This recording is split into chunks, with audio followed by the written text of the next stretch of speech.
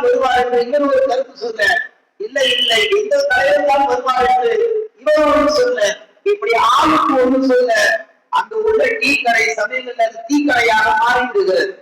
இந்த மாதிரி சூழ்நிலை எல்லாம் தான் நபிகள் பெருமானார் ஸல்லல்லாஹு அலைஹி வஸல்லம் அவர்கள் வேண்டாம் என்று தடுத்தார்கள். இஸ்லாமிய மார்க்கத்தில வரலாற்றை புரட்டி பார்த்தால் எத்தனை வரலாறுகள் கிடைக்கிறது தெரியுமா? எல்லா நிலைகளிலும் இஸ்லாம் அழகான நமக்கு வாழ கற்று தந்திருக்கிறது. எப்பேற்பட்ட நெருக்கடியும் இஸ்லாம் சுலபமாக கடந்து வந்திருக்கிறது. இந்த நெருக்கடி எல்லாம் நாமும் சுலபமாக கடக்க வேண்டும். எப்படி என்று கேட்டால், ஹிஜ்ரி 6ஆம் ஆண்டு கிபி 628 ஹுதைபியாவுடைய உடன்படிக்கை, நபிகள் நாயகம் ஸல்லல்லாஹு அலைஹி வஸல்லம் அவர்கள் மக்காவில் இல்லை, மதீனாவிலே இருக்கிறார்கள். நபிகள் நாயகம் ஒரு நாள் இரவு கனவு காண்கிறார்கள். அந்த கனவிலே 1400 சஹாபாக்களோடு அல்லது 1500 சஹாபாக்களோடு உம்ரா செய்யக்கூடிய ஒரு கனவை காண்கிறார்கள். பொதுவாக நபிமார்கள் கனவு கண்டால் அந்த கனவை அல்லாஹ் நினைவாக்கி தருவான். நபிமார்கள் கண்ட கனவை அல்லாஹ் நினைவாக்கி விதத்தில் மறுநாள் நபிகள் நாயகம் 1400 சஹாபாக்களோடு மதீனாவிலிருந்து புறப்பட்டு அவர்கள் மக்காவை நோக்கி வருகிற பொழுது வழியிலே ஹுதைபியா என்ற ஒரு இடத்திலே குறைஷிகள் செய்திகளை அறிந்து பெருமானார் ஸல்லல்லாஹு அலைஹி வஸல்லம் அவர்களை 1400 சஹாபாக்களையும் வழிமறித்தார்கள். வழிமறித்து பெருமானாரை கேட்டார்கள், எங்கு இவ்வளவு பெரிய படையை திரட்டி கொண்டு செல்கிறீர்கள்? அவங்கெல்லாம் என்ன நினைச்சாங்கன்னா, குறைஷிகள் மக்கா காப்புகள் 1400 சஹாபாக்களோடு வர்றதை பார்த்து பயந்துட்டாங்க. எங்க மக்காவை கைப்பற்றிடுவாங்களோ, எங்க மக்கா நம்முடைய கண்ட்ரோல் இல்லாம போயிருமோன்னு சொல்லி சஹாபாக்கள் எல்லாம் பார்த்து குறைஷிகள் கேட்டார்கள், எங்கு செல்கிறீர்கள்? நபிகள் நாயகம் ஸல்லல்லாஹு அலைஹி வஸல்லம் சொன்னார்கள், நாங்கள் உம்ரா செய்ய செல்கிறோம். குறைஷிகள் சொன்னார்கள், இல்லை இல்லை, நீங்க உம்ரா செய்ய போகக்கூடாது, உம்ரா செய்வதற்கான அனுமதி உங்களுக்கு கிடையாது. நபிகள் நாயகம் ஸல்லல்லாஹு அலைஹி வஸல்லம் அவர்கள் கொஞ்ச நேரம் யோசித்தார்கள், எதனால் இவர்கள் இப்படி சொல்லுகிறார்கள் என்று. நபிகள் நாயகம் யோசித்த அந்த தருணம் அமைதியாக அவர்கள் திரும்பக்கூடிய அந்த சூழலில் சஹாபாக்கள் ஒரு கட்டத்தில் கோபம் அடைகிறார்கள், கொந்தளிக்கிறார்கள். ஆர்வத்தோடு வந்தோம், ஆசையோடு வந்தோம், கஅபத்துல்லாஹை தவாப் செய்ய இஹ்ராம் ஆடையெல்லாம் கட்டி கொண்டு வந்துட்டாங்க. 1500 சஹாபாக்கள் உம்ராவுடைய நியத்துல வந்துட்டாங்க. நபிகள் நாயகத்தை குறைஷிகள் நீங்க போகக்கூடாதுன்னு தடுத்ததுக்கு பின்னாடி நபிகள் நாயகம் ஸல்லல்லாஹு அலைஹி வஸல்லம் என்ன செய்கிறார்கள்? அமைதியாக இருந்த அந்த தருணத்தில் நபியுடைய மனைவி அன்னை உம்மு ஸலமா ரலியல்லாஹு அன்ஹா அவர்கள் ஒரு அற்புதமான ஒரு கருத்தை சொன்னார்கள். நான் சொல்ல வருவது, கருத்துக்கள் அழகாக்கப்பட வேண்டும். வாயிருக்கு என்பதற்காக எதையாவது ஒண்ணு அடிச்சு விட்டு போறது கிடையாது.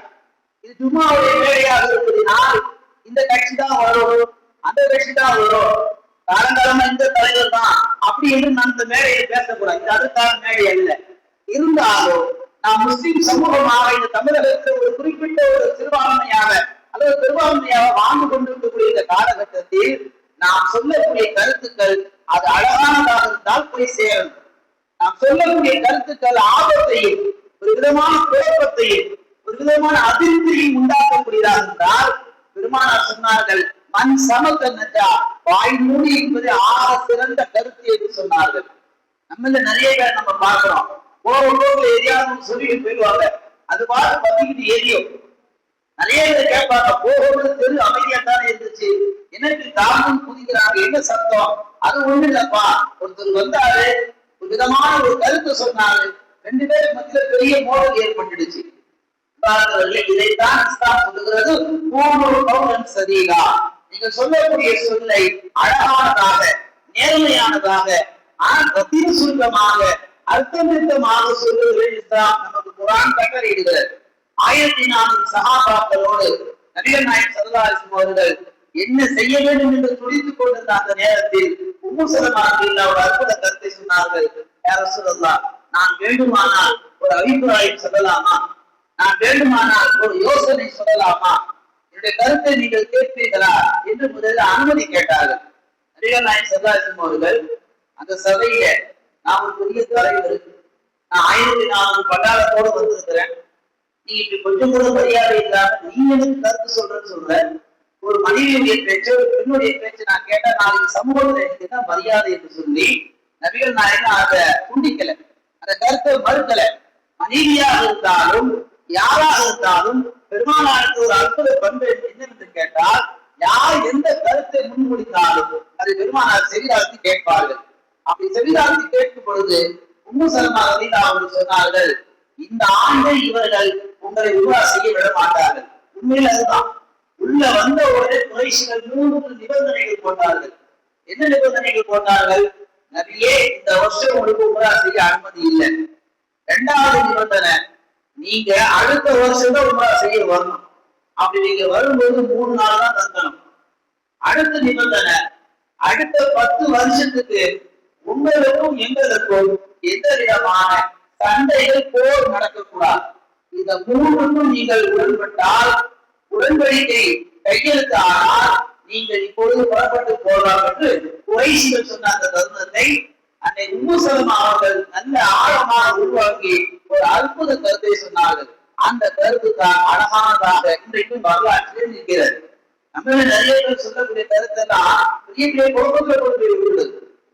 ஒரு ஈமான்தாரியாக ஒரு அல்லாஹ்வுக்கு பயந்தவர்களாக சொன்ன அந்த கருத்து 1400 ஆண்டு கழிந்தும் இன்றைக்கும் அது ஒரு வரலாற்று சின்னமாக பேசப்படுகிறது.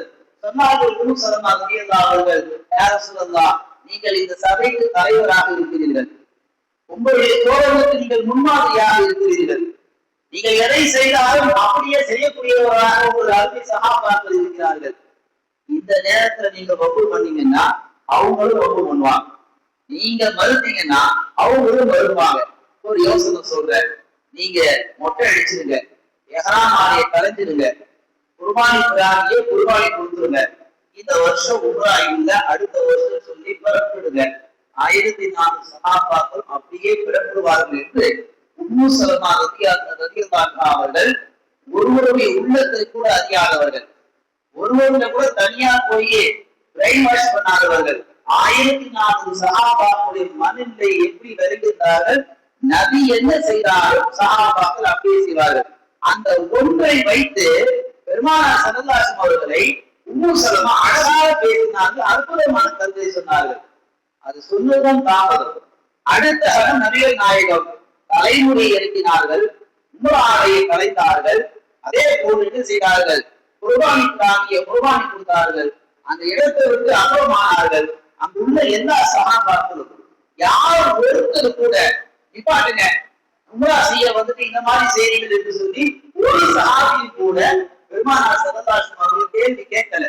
அல்லது இடையில போந்து இப்படி ஒரு கருத்தை நீங்க சொல்றீங்களே, இது சரி வருமா, நாங்க எல்லாம் ஆசையா வந்திருக்கோம் என்று சொல்லி 1400 சஹாபாக்கள்ல ஒரு சஹாபி கூட பெருமானாரையோ பெருமானாருடைய மனைவியோ ஒரு குறுக்கு கேள்வி கூட கேட்கலன்னு சொன்னா நாம விளங்கிக்க வேண்டும்.